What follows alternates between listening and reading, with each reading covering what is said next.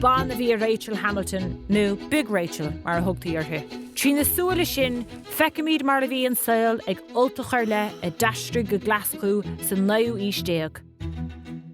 An chéad rud a thórfá féin airm mar gheall Rachel Hamilton ná an coimeadaí orthu.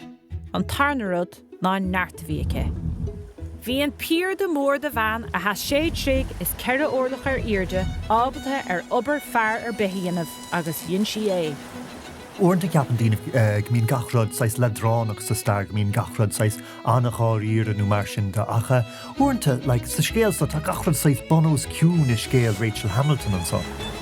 Banmh na postna a thóg siise ar tha héin eiscintáin a bheith é an bhean, don idir dís riamh. Bhí si in na Oibrí laistas longchlóis nar cholathas tsraith riamh ar bhean a gobar san áit. Ach fós féin, haring si suas na muineclí ag Tádaigh McGregor Shipbuilders an nGlaschú agus dhéann si obair chrua fisiciúil mar réan leis na fir a lódáil agus a dílódáil ábhar chrán. Mar a ghéanana le na lándaoine eile, níir si ach a géirí slíomhethe a thuilimh de féin. Bhí a fearr céile William Johnston cailte agus mar bhaintrach bégan de péanaí a dhéiteach si a dhéanamh chun í héine chiúiniú. Cha si seall mar oibrí ferme chur a gás. Fuair si post mar bhair naibhí nó séirthús na Jordan Hill Brickworks. Bhí séithir a buint leis an obair sin, ach léir ag Big Rachel, mar barachna orthu, cumas ar le mar riar a thór chomá.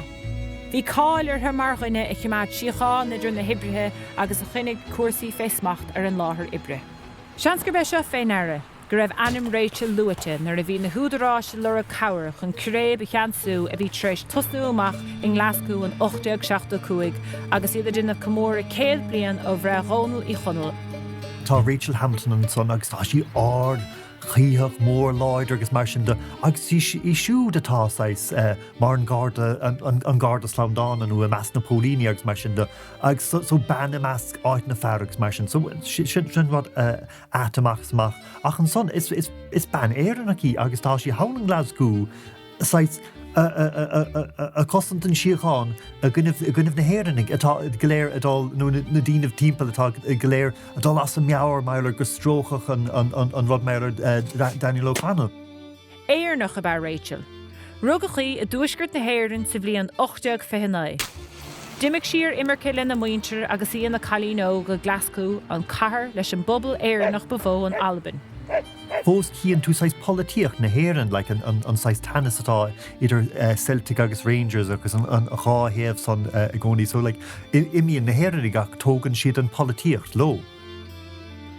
Ar an séú lá de bhí lúnasa 8-85 dulmhaigh na Caitlicigh éarnacha bratachach an ceiliúradh dhéanamh ar chomóra céad blian ó rugach Dhónaill Ó Chonaill. Thusig an círéibeanna nar a strac báil de lóiste aráisteach an bratach an uas agus nar íonn se sataldeir. Bhar an tachrann ar feadh 3 lá. Duineach chonstábla speisialta de Rachel Hamilton chun cabhrú leis an gréib a cheanasú idir lucht an rialtas dúchais agus na hráisteach. Tugach isteach roiintfá chonstábla do nachtar achas í Rachel a bhain clú is cáil amach sa nuachtáin. Rinne nuachtáin amháin trácht ar a hiirde agus ar a máchan. Bhí máchan túram 6 clochtaíodh agus 10 búntacha ar sa an túrisc. Níormhach irid is duine amháinacha ire ortha chuna sa dáirigh le lucht na círéibe a cheanasú. Iad airmthe le piacarí, scanna agus a gás amháin béagnat ó chliamh. Ach ar a laid bhí tafadáin ar an ról ag Rachel Hamilton mar coimeadaí síochána a chintigh áide sa stair. So cad bhíní an scéal son doing, tá an feimnachas táachta an annachchaint slite agus uornta bíon sais deartha éigeanta gnéir ach le Rachel Hamilton cíann tú ban a chuigisteach san obair chrúig bhí si gobar mar naibhí agus ag obair na pólíní hail ag Glasgow, so bíon maná a bheith páirrtaach i ngachcuid an saoil chomá. Tá cuine artha go fóil sa cheantar a bhhéachas le trosiú lóide a chruthigh build an Glasgow Women's Library. Fuair an leabharlann úd áta ó bhéan na stair le 2007 nuair a d'orbair siad an chéad siúlóid starúil in Glasgow dírithe go thomláin ar bhaná ceanródaíocha. Tá Rachel Hamilton ar rais a ríis ar na shráidne a cheimádtí síochána orthu trá. Ban le dalrah agus duine do sa maná is simúile is stair na héireann.